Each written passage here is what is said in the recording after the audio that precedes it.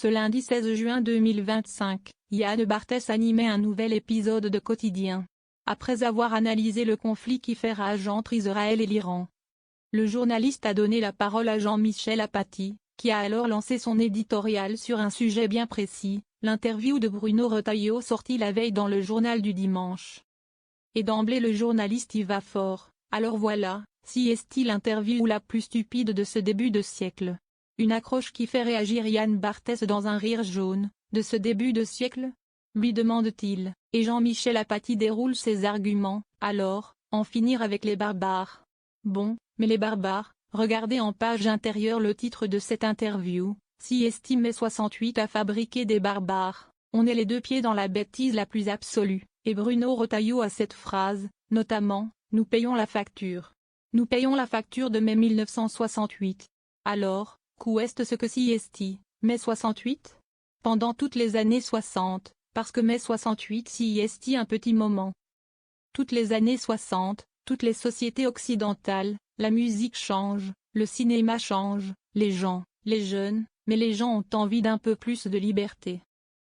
Ainsi, pour Jean-Michel Apathy, Bruno Retailleau est totalement déconnecté, quand on réfléchit un petit peu aux choses. Plus il y a de liberté, plus on devient barbare. Donc si est-il la dictature qu'on va installer. Et je pense qu'on peut soupçonner avec cette interview très bête, Bruno Retailleau, on va voir un petit peu plus loin, qu'il est un peu liberticide, en fait, au fond de sa tête. Le journaliste lance alors une remarque cinglante, si un jour il est président, on comprend qu'il veut tout balayer. Voilà. Au moins, on est prévenu. Bruno Retailleau n'est pas très républicain. Il n'est pas vraiment pour les libertés. Et il nous donne des interviews stupides. Au moins, il aura cette médaille. La plus bête du siècle. Mais le siècle vient de commencer, monsieur Retailleau. Yann Barthès se lance aussi dans le décryptage de la une du JDD. C'était une mine le JDD parce qu'il y avait, et ce que tu viens de raconter. Donc Retailleau, mais en bas à gauche, la ministre de la Santé prône leur interdiction aux enfants.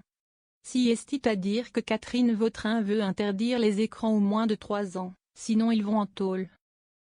Une phrase qui fait réagir Jean-Michel Apathy, ah ben si esti ça, 2 ans, tu regardes un écran, hop, tu vas en tôle.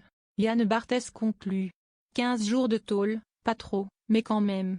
Ouais, mais quand même, 15 jours de tôle, à 2 ans, en tôle. Ah, ils sont bien. Merci.